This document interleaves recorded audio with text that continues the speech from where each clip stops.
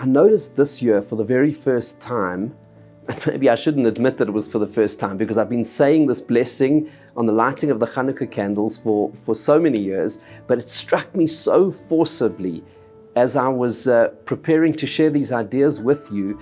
The blessing that we say is Baruch atah Hashem Elokeinu melech haolam, and you're going to say this when you light your Chanukah candles each night of Chanukah, she'asa nisim la'avoteinu, who did miracles for our ancestors, bayamim hahem, in those days, bazman hazeh, today, in our times. What does this mean, bazman hazeh, in our times?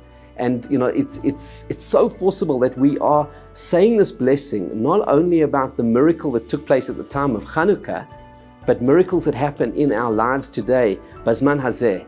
And it really helps us understand something else which has bothered me for a while.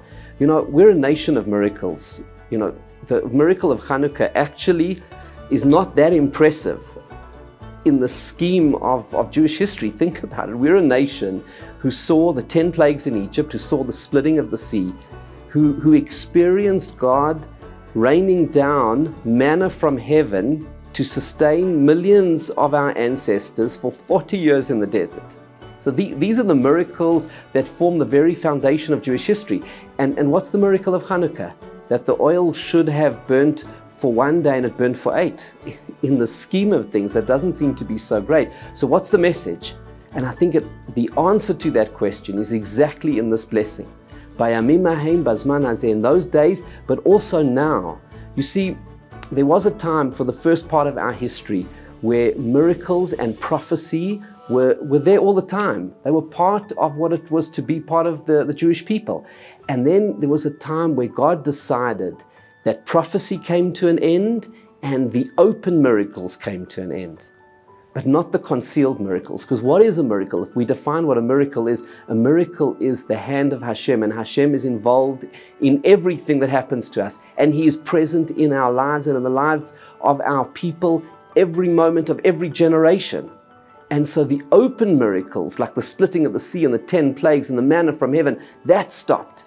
But the concealed miracles, where Hashem's presence is there, but it's not so obvious, that has never stopped. And that's what Chanukah is about. Chanukah and Purim, in a sense, they are the twin festivals, the festivals which say that Jewish survival is an incredible miracle.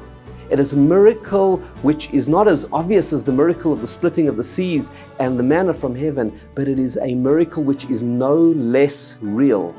That is what Chanukah is about, acknowledging the fact that we are here as the Jewish people, that we are here with our values intact. Purim, we celebrate the fact that we have physically survived.